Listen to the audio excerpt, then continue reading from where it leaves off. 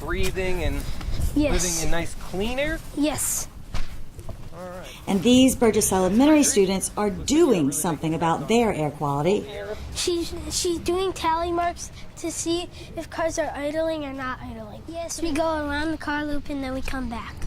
We would count them and we would count them and then we would put the number right here and then circle it. The idling was 5 tallies were idling and 30 cars were not idling. And it's made a difference in the student drop-off and pickup lanes. Well, I've just noticed how they, the signs are everywhere, but I've noticed how they come around and walk at the cars, and then they pass out papers a couple, last week maybe it was. Really? About the idle of the cars. You are not idling? No. Why not? I always cut my car off. Do you know why they're doing this? Yes, for their health reasons. It is healthier when the cars are off so we can breathe better. But these students don't just stop with improving their air quality. It's Community Collaborative Rain, Hail, and Snow Network. We are standing in front of the rain gauge and it collects water, and then we put it on the computer to see how much rain we have. Even if we don't have any, we still record it on the computer. And sometimes you pull it out and then you measure how much water you get from there. And then you pour the water out and then you put it back in there for next time. And this is just helping us in the area keep track of how much precipitation we have, how much rain, snow, you remember all those things. And they're doing it across the whole country, and we're responsible for helping keep track of it in our little piece of the area, just kind of keep track of the weather. And that rain gauge does a lot more than just help students learn about precipitation.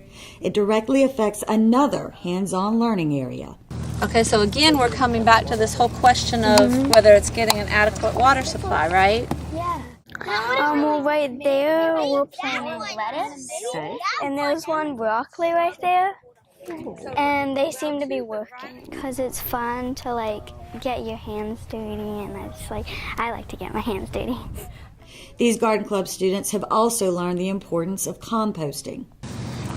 Yeah, because if we keep on trashing, the landfill will get bigger, and you don't want a landfill living next to your home or next to the school you go to.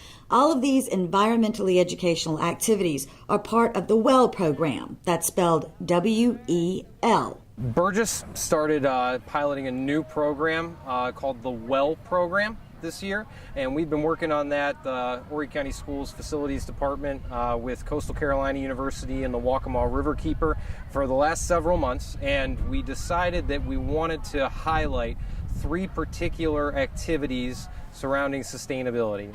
One of them is water conservation, which is the W, emissions reduction, which is the E, and then litter prevention, which is the L in learning, WELL learning. Well, we just want to really raise awareness for the students so that way they understand why it's important to conserve water, to reduce the emissions associated with vehicles and transportation, and also to prevent litter. So they have an impact on all of those things, and they can do that on a daily basis. So it's particularly important that they understand how they can have an impact on it, and then also they can act on it to make the world a better place. Plus, the WELL program is a great way to take learning out of the classroom. So everything with the WELL initiatives tie back to our science standards and our science and engineering practices. So it's got a direct connection to the classroom, but it has the kids out hands-on working in materials, working in the environment. They have an impact on exactly what's happening within our environment and within our community and within our school community, but then beyond. And these students say learning and helping the environment is definitely something to sing about. Garden Club, rain or shine, we always be there to pick a vine. It's the vine. Our Myrtle Beach Middle School students are getting their first look at a brand new building. We are so grateful to our school board, to our taxpayers, to our district office folks for giving us such an incredible learning environment. It's a little hot up here today because they're testing the geothermal well. That's incredible to me. We're testing fire alarms today. We're testing the elevator today. And of course, the children are getting to experience their learning environment for the very first time. Inside, I like the lunchroom. Why? Because it's big and I actually like the big round tables. We have 3 groups of kids. We have the Hawk Energy Club, we have the cheerleaders, and we have student council. And they are set up in different stations throughout the school. And at each station, the kids will stop and they'll learn a little bit more about what's in that area, the different classrooms, the collaboration areas, and that sort of thing. I love it. I think it's beautiful, and I loved all the windows. I'm tour guiding the students, and my favorite part of the school is how the classrooms are sort of like open. I like the glass. Why? It just makes it seem more open. I think it's a great opportunity for everyone and for all of the children and for all of the staff and teachers. I think it's very modern and high tech. I think it's really nice and like really resourceable because we have solar panels.